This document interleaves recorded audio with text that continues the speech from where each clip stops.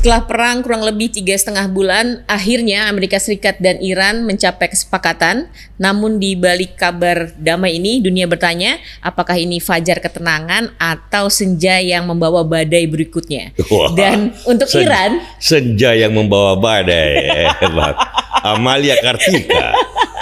Dan ini untuk Iran, apakah akan terbuka modern seperti Dubai? Atau sama saja? Apakah perdamaian ini momentum baru bagi Iran untuk jadi negara terbuka, modern, yes, merangkul dunia, bukan menolak dunia. Gimana Bang? Ini damai apa jeda lagi nih? Kan baru ditandatanganin Jumat. Ya, tentu saja sebagai manusia kita berharap perdamaian dan mudah-mudahan kan akan diteken di Swiss, di Jenewa ya, hari Jumat. Hari Jumat. Dan dalam 5 hari ke depan, hari ini sampai Jumat itu ranjau-ranjau di Selat Hormuz dibersihkan. Jadi inti dari kesepakatan yang sudah diteken secara elektronik katanya ya, dua belah pihak kan sudah mengakui kan. Dan rombongan Iran ke Jenewa akan dipimpin seperti biasa. Galibaf, Araghchi, Menteri Luar Negeri ya. Kalau dari Amerika belum tahu apakah Trump langsung atau JD Vance ya, tapi dua-duanya sudah mengakui bahwa kita sudah taken kok, tinggal taken formalnya di Jenewa. Memang untuk masuk ke penekanan ini kan berhari-hari tensi dan suspensi itu cukup tinggi karena ternyata Araghchi pun di demo di Teheran oleh kaum beberapa gelintir 12 atau 20 gelintir kaum garis keras, mungkin diperintah juga sama Jenderal Fahidi untuk untuk positioning ya. Dan tahu nggak tuduhan terhadap Araghchi, Menteri Luar Negerinya ini di Teheran dianggap sebagai boneka Amerika. Kalau mau ke Jenewa berarti boneka Amerika, itu kan garis keras. Memang masalah Iran selama ini kan mereka terkungkung, terperangkap oleh kaum garis keras itu loh. Masyarakatnya 80%, 90% sudah mau normal, sudah mau menjadi seperti Turki, seperti di Dubai, rakyat yang bebas, yang sejahtera, yang terbuka, yang toleran. Tapi karena ya tadi ada kayak 10% dan diwakili oleh para demonstran yang menolak perdamaian di Jenewa dan menuduh Araghchi sebagai boneka Amerika kalau menerima gitu loh. Itu kan mudah-mudahan ya fase ini bisa memang berakhir dan pada Jenewa. Katakanlah Geneva Accord. Gitu. Kesepakatan Jenewa kan. Nah mudah-mudahan, tapi isinya adalah bahwa yang pertama Teluk Persia terutama Selat Hormuz bebas dari ancaman pasukan nyamuk, ya, drone murah sama speedboat kecil gitu. Dan sebagai imbalannya blokade Amerika ini kan ditarik, sehingga perdagangan lancar, normal bagi dunia dan bagi Iran juga kan. Minyaknya kan selama ini tertahan. Selama blokade hampir 2 bulan kan tertahan. Itu kan kira-kira 400 juta dolar per hari itu nilai ekspornya Iran. Jadi kira-kira 6 triliun per hari. Nah, lumayan. Jadi bukan lumayan lagi. Memang berjepit. Ini yang membuat Iran sebenarnya terkesima.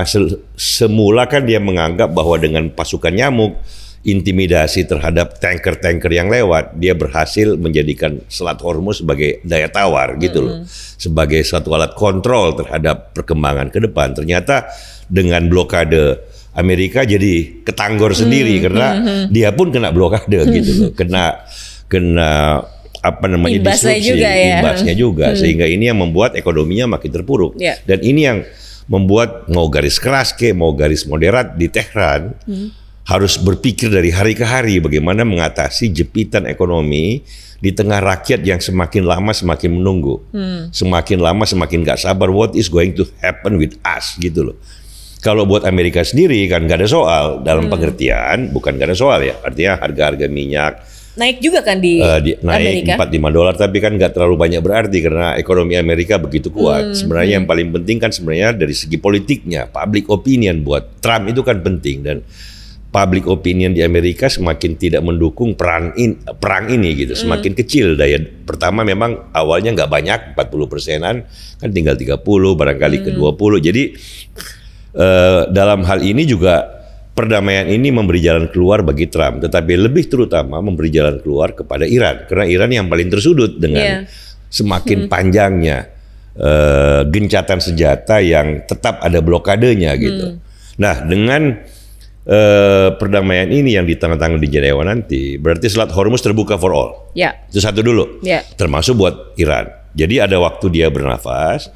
Isu kedua yang masih harus dibicarakan adalah masalah nuklir. Nah, dan ini kan butuh waktu. Masih paling kabur tuh, Bang. Nah, ini kan sebagai imbalan kalau nuklir selesai kan sanksi dan aset-aset finansial Iran di luar negeri kan, terutama sanksi ekonomi yang membuat jepitan ekonomi terhadap Iran itu sedemikian rupa sehingga kan sebelum perang pun kan dia krisis. Rakyatnya jutaan turun ke jalan menolak pemerintahan rezim teokrasi militer dan meminta perubahan. Nah, karena itu kita nggak tahu berapa lama negosiasi, tapi dalam perdamaian ini perjanjiannya adalah 60 hari waktu untuk membicarakan masalah itu. Trump bilang, if we don't solve it in 60 days, I'm going to do something harsher than before gitu loh. Kita lihat ini kan memang ini peace through strength atau apa, reward, carrot and stick. Jadi kalau lu mau nuklir dideklarasikan dan diperiksa dengan baik bahwa memang tidak ada ambisi untuk menjadi negara dengan senjata nuklir, maka sanksi ekonomi itu kita akan lepaskan bertahap. Termasuk yang pencairan aset. Termasuk pencairan aset. Jadi menjadi normal. Kan masalahnya kan setelah Selat Hormuz tinggal satu soal nih, soal nuklir.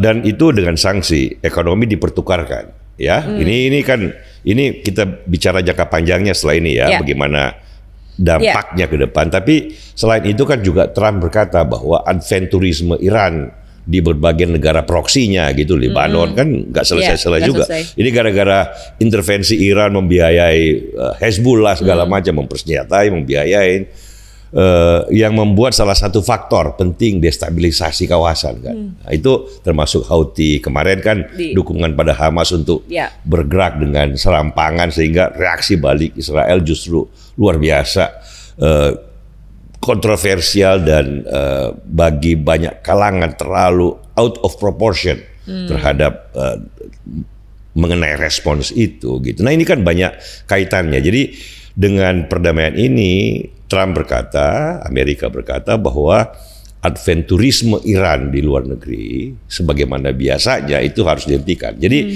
ini kan satu paket. Dan di balik semua itu ada carrot, ada sebuah janji bahwa if you behave normally, maka sanksi ekonomi bertahap kita hilangkan dan Iran dirangkul kembali dalam keluarga besar negara-negara yang normal, baik di Timur Tengah maupun dalam pergaulan di dunia. Jangan lupa kalau untuk nuklir kan sudah ada 5 resolusi Dewan Keamanan PBB, dan termasuk oleh Iran, oleh Rusia, yang memang berkata bahwa Iran tidak boleh memiliki senjata nuklir, bukan hanya karena ada non-proliferasi, tetapi ini kawasan Timur Tengah itu sudah bergolak 100 tahun.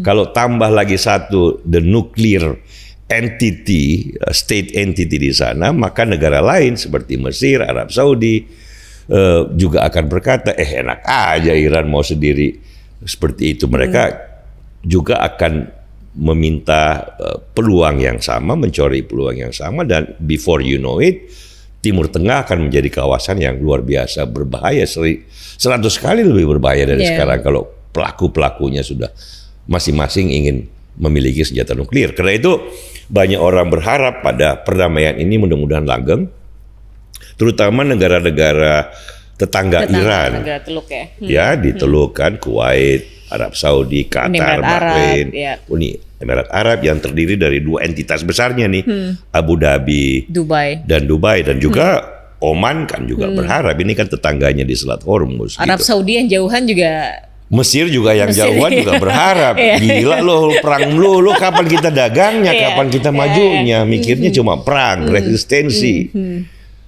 rudal gitu loh. Orang kan sekarang berpikir teknologi. Ya, lihat Elon Musk kemarin, 1,7 triliun US dollar, begitu banyak pedagang-pedagang individual yang senang dan mempertaruhkan risiko yang besar untuk mengejar mimpi teknologi yang maju gitu loh.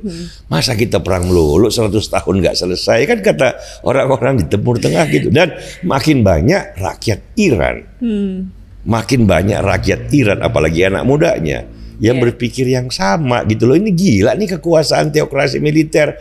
Udah 50 tahun retorikanya itu aja.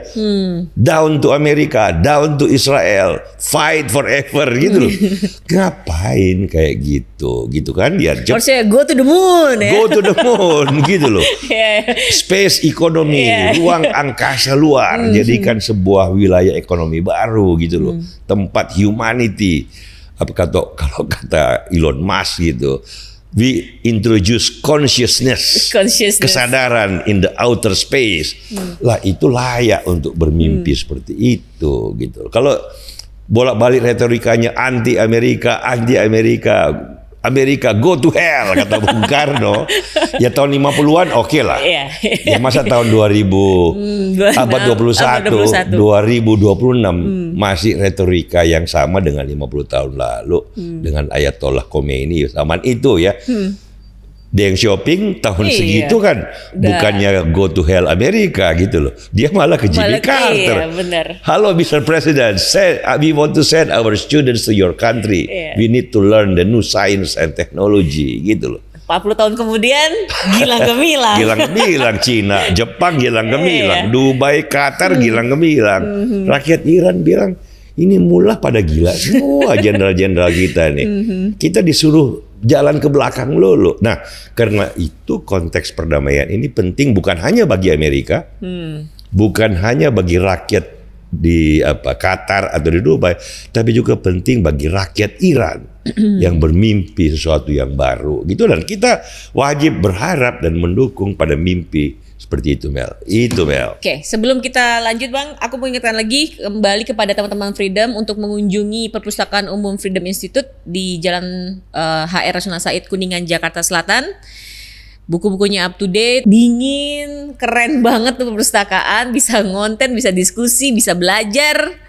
Membuka perspektif yang berbeda dengan media mainstream. Dengan media mainstream. Ya kan, dengan buku-buku yang kaya pengetahuan. Betul banget, dan gratis. Termasuk bikin konten, oke. Oke, silahkan, nggak dilarang-larang. Freedom. Oke, Bel. Oke, lanjut, Bang. Dengan adanya perdamaian ini dampak ke ekonomi global kan mulai kerasa tuh. Ya. Minyak turun drastis. Jadi tadi malam aja atau pagi ini saya cek Brent ya, crude itu sudah turun ke kisaran 81-82 dolar. Dari kemarin kan puncaknya pada saat ini kan 120 dolar. Sebelum perang kan kira-kira 70 dolar, 68 dolar. Jadi udah tinggal dikit selisihnya. Jadi hampir normalisasi, dan ini saya kira bagus sekali buat beberapa negara Asia seperti Filipina, seperti Korea Selatan, India, Pakistan, barangkali juga Indonesia kan kena dampak langsung yang bagus. Yang kemarin kan sempat BBM kita naik. Yang non subsidi kan naiknya pesat. Barangkali dengan turunnya harga ini bisa dipikirkan kembali supaya harga-harga lebih terjangkau. Saya kira bagus juga bagi inflasi global ya. Ini kan 20% kan Selat Hormuz itu lalu lintas dari energi dunia, termasuk bukan cuma minyak dan gas tapi juga pupuk ya, dan juga bahan baku plastik kan, ini kan semuanya terpengaruh. Dan mudah-mudahan perdamaiannya bertahan langgeng ke depan. Gitu, Mel, kira-kira.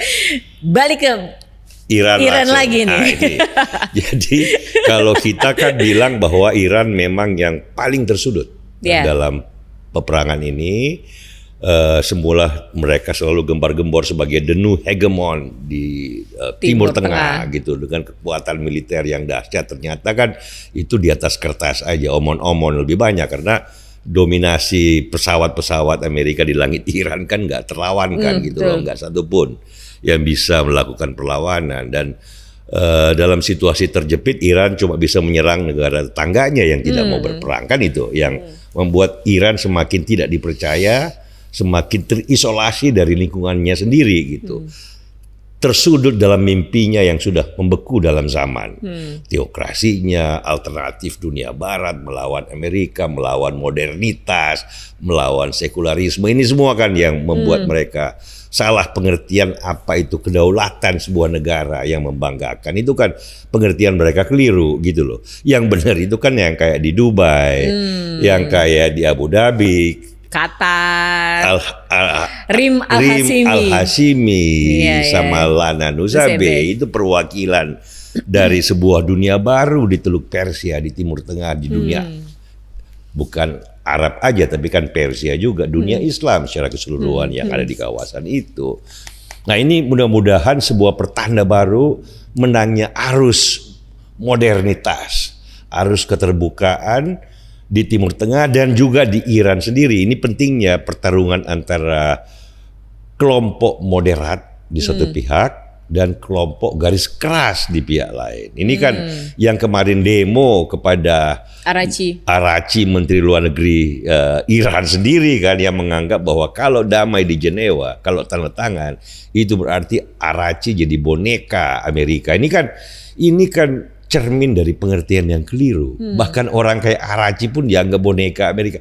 Ini orang-orang garis keras Iran ini sama dengan kita ingatkan juga para pencinta fansnya, atau fans boy dari rezim otokrasi, teokrasi Iran di Indonesia kan banyak yang salah pengertian loh tentang apa itu Amerika, bagaimana kedaulatan, bagaimana bersikap berhadapan dengan Amerika. Yang benar kan sudah dicontohkan oleh Jepang sebelumnya, oleh Korea Selatan, oleh Jerman kalah dari Perang Dunia tetangganya Kedua. aja lah, Dubai. Ya Dubai ya, jangan jauh-jauh tetangganya lihat aja, belajar dari tangganya. Kalau jauh sedikit dari Turki lah. Turki kan bagian dari NATO juga, negara NATO loh Turki itu, tapi juga tidak kurang bangganya sebagai, kalau kita dengar kan para intelektual Turki, mereka juga Islam, mereka modern, mereka maju, mereka bisa blend modernity dengan tradition dengan sangat baik. Iran ini yang keliru sendiri, bukan Iran rakyat Iran ya, tetapi kekuasaan, rezim kekuasaan Iran. Sejak Ayatollah Khomeini itu loh, revolusi teokrasi 1979, jalannya sudah keliru, cara berpikirnya sudah keliru, jadi keliru semua. Rakyatnya yang menderita. Ya sebagian yang ikut pemerintah kan yang demo terhadap Araghchi 10%, 15%, pegawai negeri sebagian besar yang hidup dari pemerintahan, termasuk garda revolusinya. Dalam situasi sanksi ekonomi mereka jadi raja-raja penyelundup semua tuh, jenderal-jenderalnya tuh. Jadi mereka yang beruntung oleh opresi dan tekanan terhadap rakyat. Tetapi rakyat yang rugi, rakyat Iran. Nah, dengan perdamaian ini, kalau kaum moderat berhasil menjadi pelaku dominan ke depan, maka kita berharap bahwa Ayatollah yang lemah ini, si Mojtaba Khamenei ini yang tidak pernah muncul memberi inspirasi pada rakyatnya dalam situasi genting yang bersembunyi terus, itu bisa melihat satu jalan baru. Udah deh, kasih aja tuh kepada Presiden Masud Pezeshkian. Kasih aja deh kepada Galibaf, kasih aja deh kepada Araghchi untuk meniti jalan ke depan. Toh mereka bukan pengkhianat kok. Mereka sudah terbukti dalam perang juga ikut bertahan. Tapi kan at some point mereka tahu mau ngelawan siapa lagi, melawan dengan apa gitu loh. Iya kan, nggak mungkin lah mereka menang lawan Amerika. Bukan Amerika tuh jangan dilawan dalam pengertian kayak Jepang dong, diserap, dijadikan bahan pelajaran untuk menjadikan Jepang maju. Sama dengan Cina. Tarik tuh investor dari Amerika, kirim mahasiswa belajar ke Amerika, pelajarin tuh yang disebut dengan kemajuan. Mereka kan akhirnya bisa lebih maju dari Amerika itu sendiri. Karena Amerika kan bukan sekedar teritori, bukan sekedar, ini kan bagi kita dia sebuah simbol lah ya, bahwa beginilah kalau mau negara maju, negara yang terbuka, negara kaum imigran kayak Elon Musk eksis dan menjadi terkaya di dunia 1 triliun US dollar gitu loh, imigran loh, bukan warga negara awalnya. Sebuah tamu yang datang karena diberikan beasiswa dari sebuah universitas di Amerika gitu. Nah, yang gini-ginian kan Jepang belajar tentang itu, Cina belajar tentang itu, Korea Selatan coba. MacArthur menyelamatkan dari serbuan komunisme dari utara gitu, di garis perbatasan dijaga sama pasukan Amerika udah hampir 70 tahun. Korea Selatan maju, dia nggak merasa dijajah atau menjadi boneka Amerika gitu. Nah, ini yang barangkali mulai dimengerti oleh kaum pembaharu di Iran. Ini kan yang kita bilang dalam podcast Freedom, the Deng Xiaoping moment gitu loh. Deng Xiaoping kan di Cina juga begitu. Dia lihat Mao sudah nggak ada, masih ada antek-anteknya Mao berusaha mempertahankan kekuasaan gaya lama. Dia manuver, dia menang, dia kemudian berkata kepada Jimmy Carter di Washington, we want to send our students, our young people to your country. Please give us more and more visa for our students gitu loh. Nah, yang kita harapkan terjadi kan kita sayang juga kepada rakyat Iran dengan resources yang bagus, dengan ini kan sejarah Persia kan ribuan tahun. Ini justru para mula itu yang menolak sejarah Persia yang panjang. Kan banyak orang menduduk podcast Freedom nggak mengerti sejarah. Justru yang nggak ngerti sejarah itu para mula dan jenderalnya itu. Yang namanya Persia ke belakang sebelum Yunani, Athena jadi maju kan mereka sudah maju, Persepolis itu loh. Tetapi itu kan waktu zaman kejayaan Islam kan Al-Khwarizmi, Ibnu Sina itu kan dari ekosistem termasuk Persia. Dan mereka kontribusi kepada ilmu pengetahuan, kepada perdagangan, keterbukaan luar biasa. Para mula sama jenderal teokrasi tutup. Dia mau melupakan sejarah Persia yang panjang. Jadi yang mau melupakan sejarah Persia yang panjang itu bukan podcast Freedom. Pendukung fanatik para mula gitu loh. Seolah-olah sejarah berhenti tahun 1979 ke belakang gitu kan. Inilah kadang-kadang kita gunanya podcast Freedom kan itu. Memberi pengertian yang luas, membuka sejarah, mengajak kawan-kawan kita di Indonesia juga untuk berpikir lebih leluasa melihat perkembangan sejarah. Jangan terlalu fanatik terhadap sesuatu hal yang tertutup dan kita tidak tahu sama sekali. Karena itu perlu belajar sejarah, perlu belajar global politics gitu loh. Kira-kira Bel. Satu pertanyaan, satu kalimat Bang. Ya. Siapa yang menang? Kalau menurut saya gagasan, kebebasan dan keterbukaan yang menang. Itu Hegel Bel. Hegel. Jadi sejak awal perang kan orang pro-kon Donald Trump. Iya kan? Pro-kon Amerika. Ada campur-campur dengan Israel, dengan Bibi Netanyahu. Kita melihat cara Hegel, jangan lihat kayak gitu dong. Lihat lebih jauh, ini kan sejarah progression. Dia menuju suatu titik di mana humanity itu teremansipasi, terbebas dari belenggu. Ini kan kayak novel Indonesia yang terkenal. Belenggu, bebas dari belenggu. Lepas dari belenggu. Ya. Kita juga pengen rakyat Iran terbebas dari belenggu, dan cara melihat sejarahnya adalah cara Hegelian. Ya kita bisa berdebat soal Napoleon kan, kalau zamannya Hegel salah atau enggak intervensi Napoleon Prancis waktu itu ke Jerman yang pisah-pisah oleh berbagai kerajaan besar kecil yang saling berperang. Ratusan tahun juga perangnya di Eropa Tengah waktu itu kan, ada Prusia, ada Bavaria, ada macam-macam. Si Hegel bilang, jangan lihat Napoleon sebagai individu dan jenderal perang. Lihat dia sebagai sebuah perwakilan sejarah yang mengubah Jerman menjadi Jerman yang lebih baik, modern, terbuka, dan menyatu. Gitu loh. Nah, kita berharap progression of history ala Hegelian terjadi di Iran lewat perdamaian atau lewat sosok seorang dewa mabuk, whatever it is, tetapi dia menjadi perwakilan sejarah. Who knows? Ya, kita berharap, berdoa, semoga jalan terbuka. Kita kan yang ketawa kan, kita salut pada Al-Hashimi, Rahim Al-Hashimi, Lana Nusaybeh, itu perwakilan-perwakilan baru. Tokoh-tokoh politik dan pemimpin Islam di Timur Tengah, di Teluk Persia itu yang terbuka, modern, fasih dalam berbicara, menjelaskan permasalahan mereka gitu loh. Tanpa pretensi kita boneka Amerika nih, kita diperalat Amerika nih, apa sih ya gitu-gituan. Kerdil berpikirnya gitu loh. Dia besar jiwanya gitu loh. We want to go to the future gitu loh. Orang kan lihat Elon Musk sudah cita-cita ke bulan, ada mineralisasi pabrik di bulan. ada data center di ruang antariksa. Ini masih aja teokrasi, ayat-ayat yang diperintahkan dengan paksa gitu, dikendalikan tentara untuk rakyat harus ikut, nggak usah ngomong dan protes gitu. Apa sih yang kayak gitu-gituan? Sudah harus kita tinggalkan. Tinggalan zaman itu udah. Itu sudah zaman yang membeku. Kita tinggalkan. Kata takdir Ali Sabana, arungi laut dengan gelombang yang dahsyat. Gitu loh. Gitu loh, men. Takdir Ali Sabana itu pesan Nusantara, men. Oke, thank you Bang Jelly. Terima kasih teman-teman Freedom yang sudah bergabung. Demikian Top News International Freedom Institute. Sampai jumpa.